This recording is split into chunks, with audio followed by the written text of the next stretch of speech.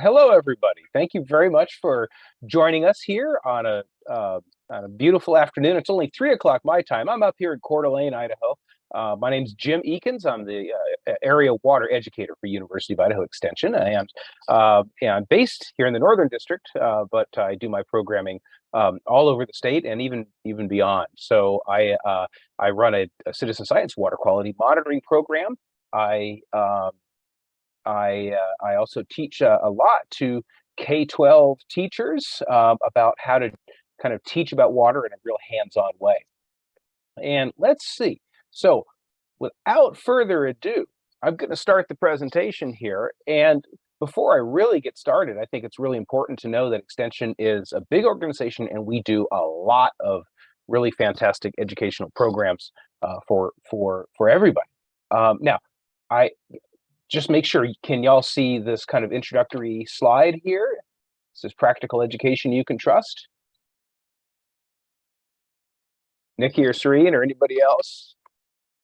I get the chat. Yeah. Yes. Okay, I see some yeses. Good. Okay. And so, there's a lot of moving parts to Extension. Food production systems, 4-H youth development, horticulture, small farms, community development, nutrition, health, wellness, forestry, and natural resources and water. And we'll be talking a lot about kind of water quality today. But I want to start out with a very brief, really cool video here about another Extension program.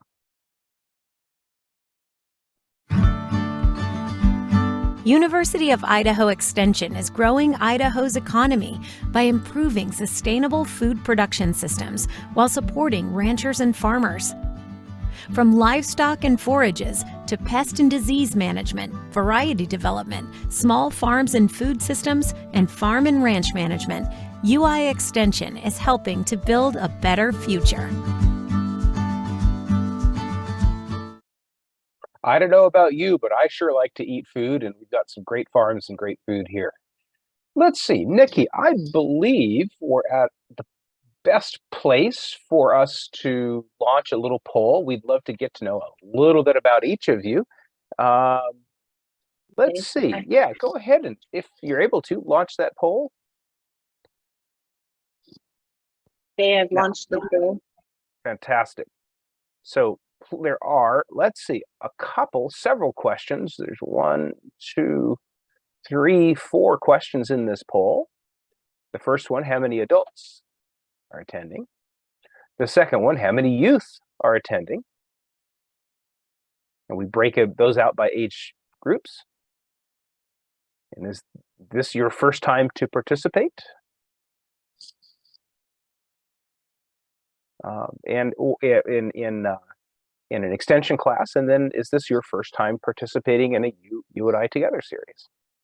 Nikki, I'll let you end the poll when you gotta have a sense. I can't quite see how many participants we have, so I'm not sure if everybody's taken it yet. Looks like we have all the participants. Oh, okay.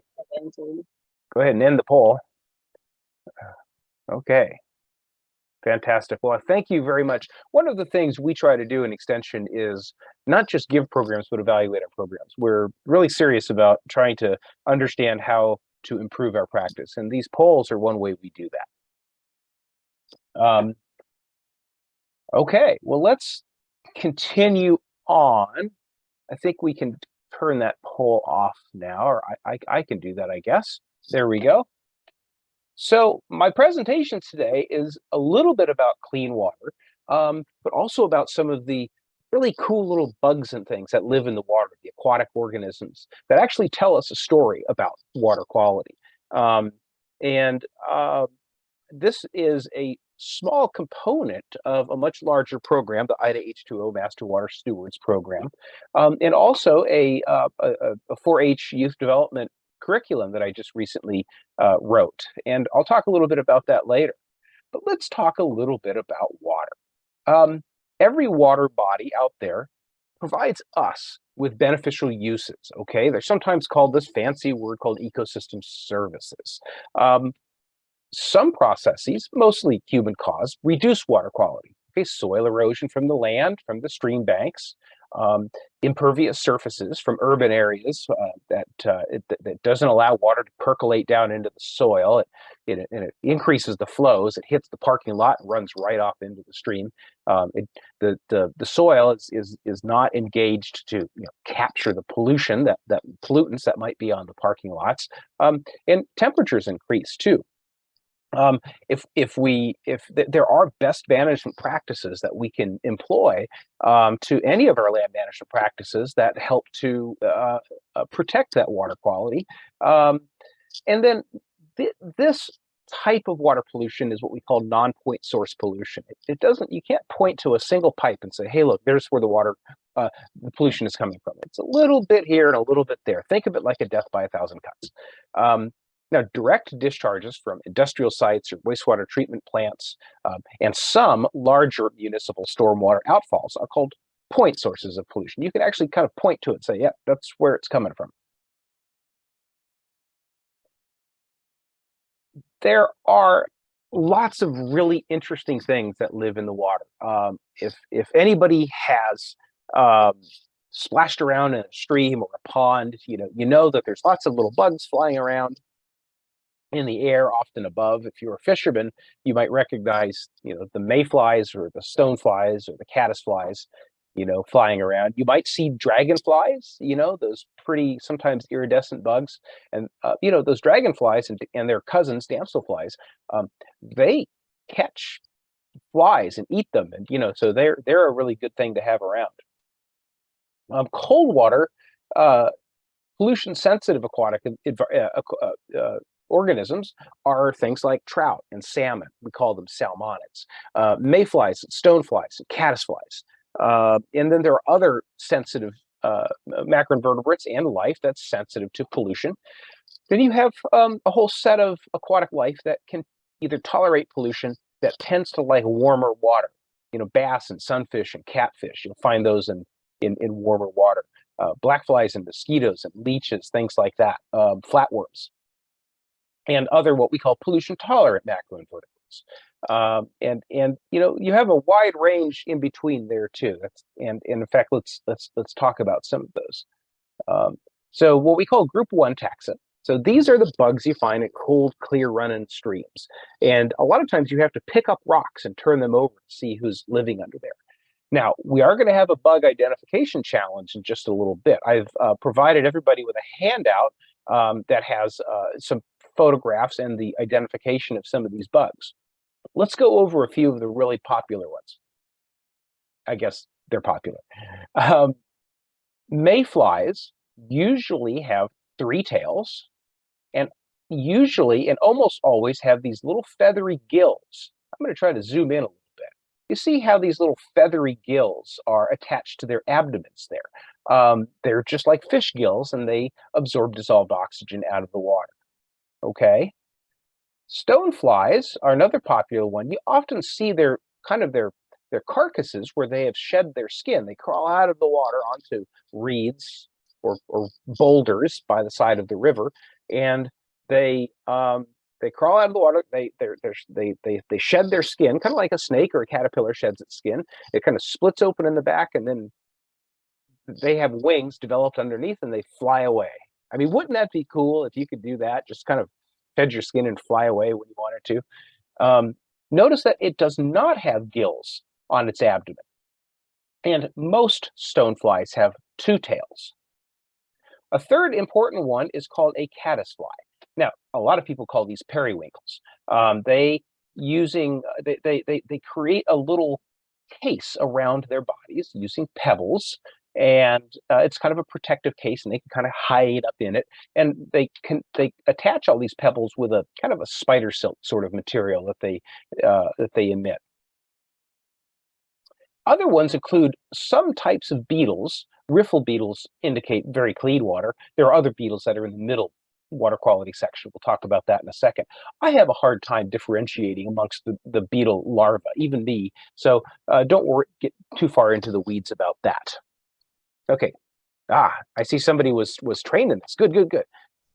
And periwinkles, caddisflies, cool. And then notice the gilled snail here, if you're holding it in your hand and the tip is pointing up and you're looking at the opening is to the right. Now, these gill snails require high concentrations of dissolved oxygen and therefore fairly cold, clear, clean water. Let's go to the next group. This is sort of the middle water quality group. You have things like dragonflies and damselflies. You have water striders, water scorpions. A lot of people have seen these. Maybe they're called water skippers where you're from. A lot of different kinds of beetles, like the crawling water beetle, whirligig beetle, predaceous diving beetle. Jason Thomas down in Minidoka County actually has a short video of one of these predaceous diving beetles, and it actually bites them, and it really looks like it hurts. So be very, very careful. Some of these beetles do bite, so be very careful handling them. Most of the rest don't. Crayfish, crawdads, they're a lot of fun. I do some crayfish projects too. We can talk a little bit more about that in Q&A. So these are often found in slower moving water, like ponds, slow sections of streams, but not necessarily in heavily polluted waters. There's a third group called pollution tolerant. Now, they don't like pollution, okay, but they can tolerate pollution. Mosquitoes, flatworms, otherwise known as planaria, leeches, things like that. Notice that you have this lung snail. Notice how the opening is to the left instead of the right. These lung snails can grab a bubble of air from the surface and then sink down to the bottom where there's no dissolved oxygen. They can live off of that bubble of air for quite some time, maybe even a day. Then they float back up to the surface, exchange that for a new fresh bubble of air. And they have kind of a lung-like structure, so they can live in some very, very dirty water. Again, they don't like pollution. It's just that they can tolerate the pollution when some of the other macroinvertebrates can't. Okay, so now that we know that these bugs, and when I say bugs, I'm neglecting all of the snails and crawfish and all these other things that are not bugs. But these bugs, these aquatic macroinvertebrates, they're relatively easy to identify with some practice. So let's try it. What I want you to do, I'm going to go to a photo of one of these bugs that are on your handouts there, and wait. We're going to give it like 10 seconds, and I'll point out a few features, and then I want you to type into the chat. We'll do like a chat burst, and after maybe 10 seconds, then don't hit enter right away, but after about 10 seconds, and we'll send that chat burst. Let's see here. What do you think of that?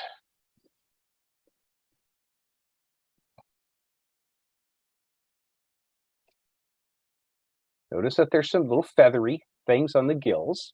There's 3 tails. 3, 2, 1. What is it? I'm seeing lots of mayfly. Yes, very good. That's right. That's a mayfly. Look how long and slender this mayfly is. That's not necessarily all mayflies. There are other mayflies that have kind of a short, squat head. We call them flat-headed mayflies. Let's go to the next one. What do you think this one is? This is kind of a special variation. Give it about 5 more seconds. Okay, what do you think? Okay, I see caddisfly. This is kind of an interesting picture. I stole it from the internet. People will take caddisflies and put them into aquariums where there's the only substrate available are little gold flecks, little tiny pearls, little bits of precious gems like little emeralds or something like that.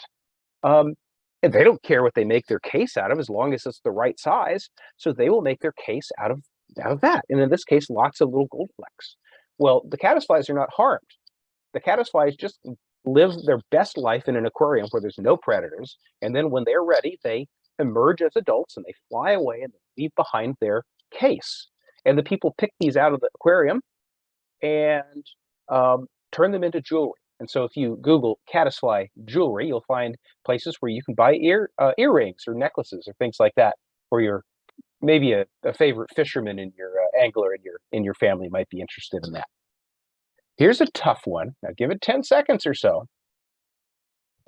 Notice it has little eye spots here, kind of cross-eyed looking almost. Almost looks like it has ears. It has a triangular shaped head. kind of long and squishy. Okay, does anybody know what this one is? This is a tough one.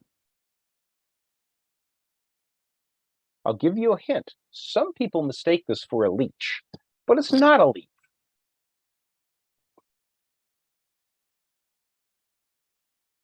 Yes, Sunday. It's a flatworm. That's right. It's a flatworm or planaria. Fun fact about planaria. If you cut that planaria in half, you don't have a dead planaria. You get two planaria. They're like starfish. They regrow themselves. Pretty cool stuff. And in fact, there's some medical research going on about, how do you regrow? And nope, it's not a myth. Now, you can't, you have to cut them in the right place. If you just cut the tail out, the tail is probably not going to regrow. Okay, one last one. How about this one?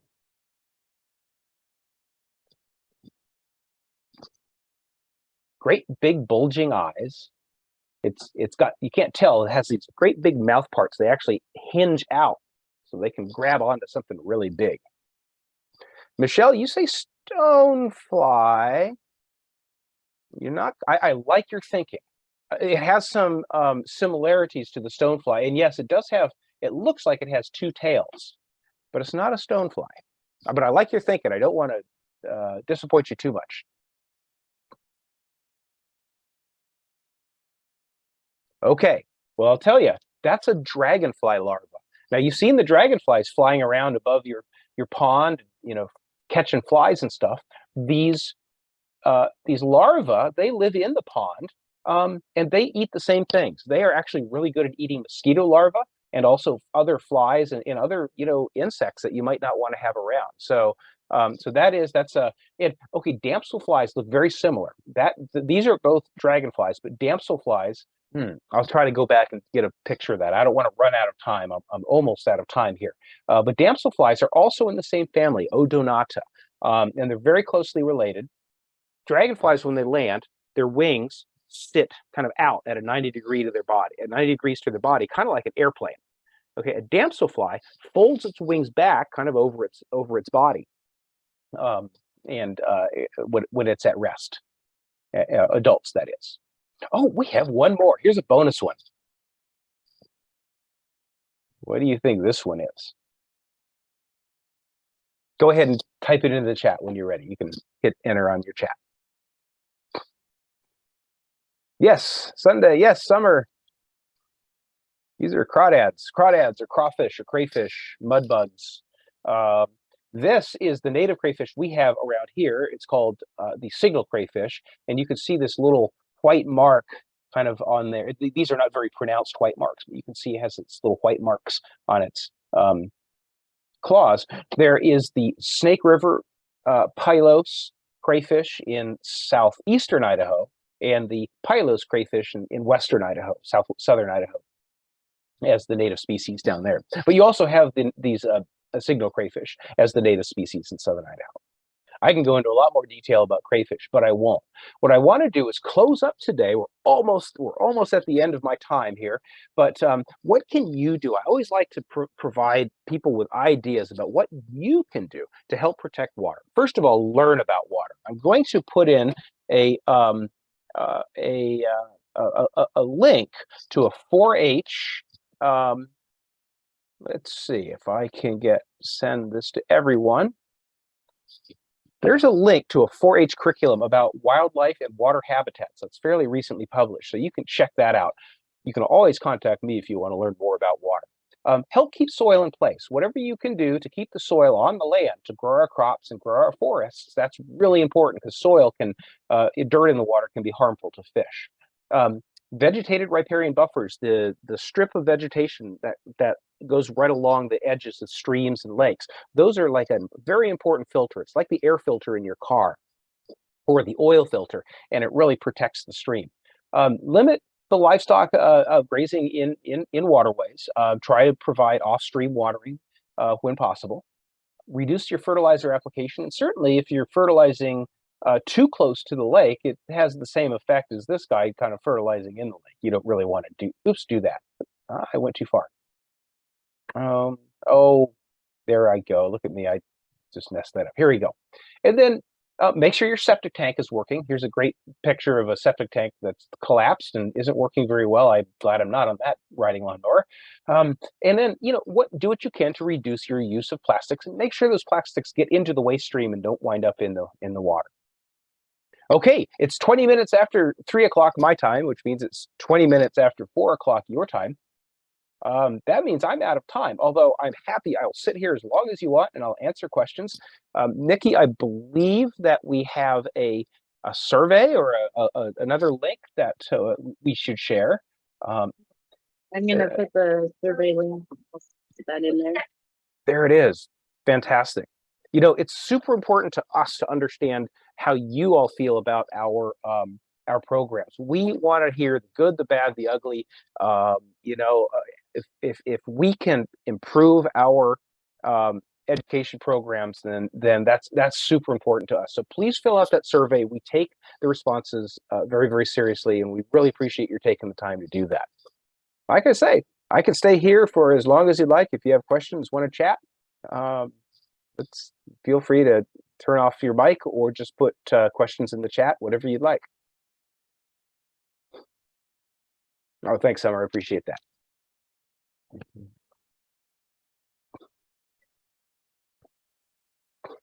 You were sharing about the caddis fly. You shared that its name is periwinkle, and I was just really curious about that. Periwinkle it's kind of a popular name for a number of different things that people find in streams. Around here, caddisflies are often known as periwinkles. In other parts of the country, other things are known as periwinkles. And I'm trying to, right off the top of my head, I'm trying to think of an example of that. But I think sometimes the helgrammites, which are what are they? Those are called salmon flies. Sometimes salmon fly are sometimes known as periwinkles. Sometimes the stone flies are known as periwinkles. It's a vernacular that's often regional. So yeah, I don't know what the actual derivation of the term periwinkle or how it got applied to caddisflies. I don't know exactly where that is. That's a great thing for me to look up. Thank you, Jim. Sure. So yeah, you'll hear a lot of people around here that's, oh, we found the periwinkles in the stream. At least, a lot of people will nymph with them. I mean, if a hungry trout sees a periwinkle floating around, that's, all these bugs in general, if they see one of those floating around, they often do get knocked off of rocks or flushed out of their little hiding places. That's the breakfast buffet for the trout.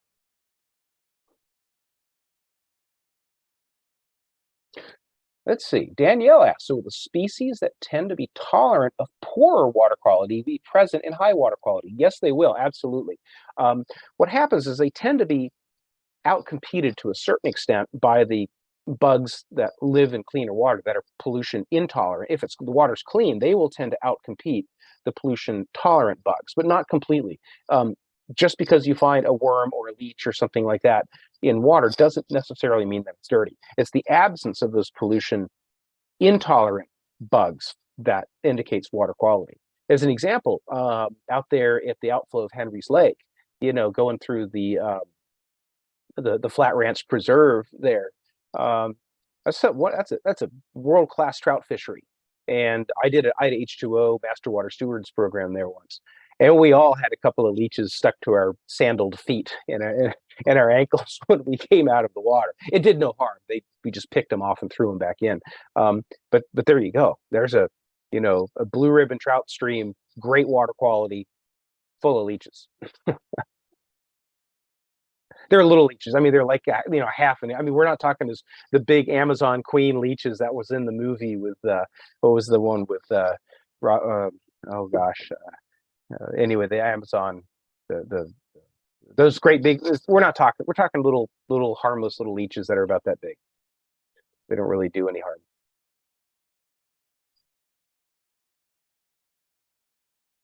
Anything else? Well, I want to thank everybody for coming today.